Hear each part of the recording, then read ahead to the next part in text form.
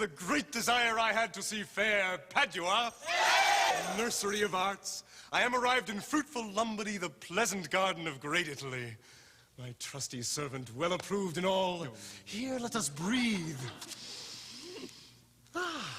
And happily institute a course of learning and ingenious studies. And therefore, Tranio, for the time I study, virtue and that part of philosophy will I apply that treats of happiness by virtue specially to be achieved. Tell me thy mind, for I have Pisa left and am to Padua come. As he that leaves a shallow plash to plunge him in the deep. Gentle master mine, I am at all affected as yourself. Glad that you thus continue your resolve to suck the sweets of sweet philosophy. Only, good master, let us be no stoics. No profit grows where is no pleasure taken. In brief, sir, study what you most affect. Gramercies, Tranio, well dost thou advise. But stay a while. What company is this? Some show to welcome us to town. I must be considered after all. Gentlemen, importune me no farther, for how I firmly am resolved, you know. That is, not to bestow my youngest daughter before I have a husband for the elder.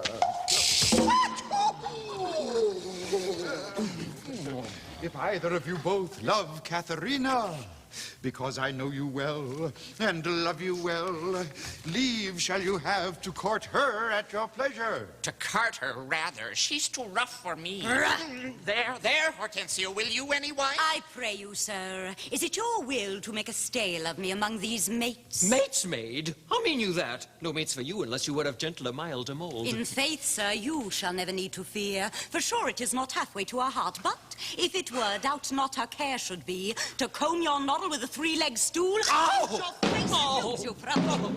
From all such devils, good Lord deliver us. And me too, good Lord. Master, here's some good pastime toward. That wench is stark mad, a wonderful froward. But in the other's silence do I see maid's mild behavior and sobriety. Gentlemen, that I may soon make good what I have said, Bianca, get you in. Oh. And let it not displease thee, good Bianca, for I will love thee nevertheless, my girl. A pretty pet. 'Tis best put finger in the eye, and she knew why.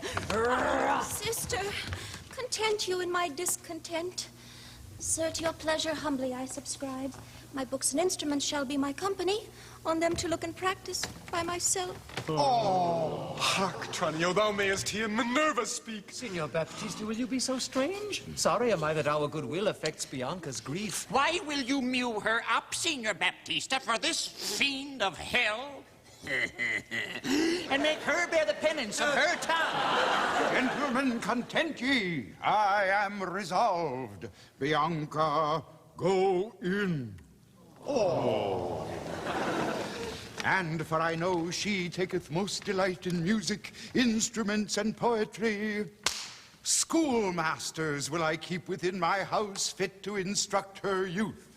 If you, Hortensio, or Signor Gremio, you know any such, prefer them hither. For to cunning men I will be very kind, and liberal to mine own children in good bringing up. And so, farewell.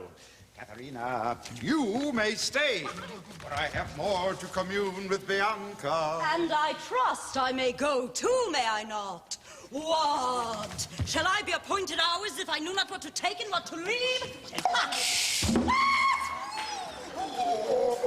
You may go to the devil's dam. Your gifts are so good, here's none will have you. My cake is dough on both sides.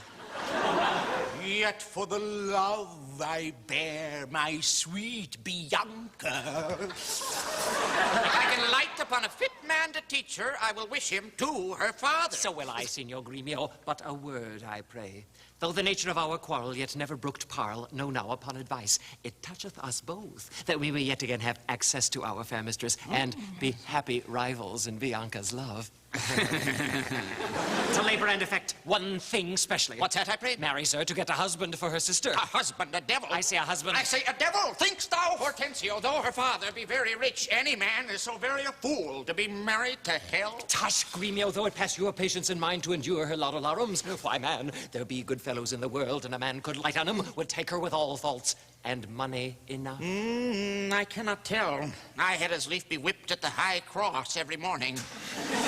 Faith, as you say, there's small choice in rotten apples. But come, it shall be so far forth friendly maintained, till by helping Baptista's eldest daughter to a husband, we set his youngest free for a husband. Sweet Bianca!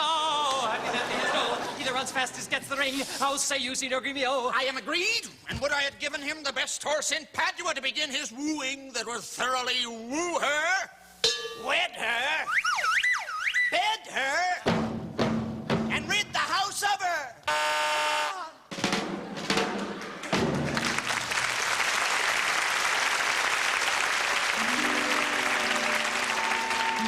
I pray, sir, tell me, is it possible that love should of a sudden take such hold? Oh, Tranio, till I found it to be true, I never thought it possible or likely.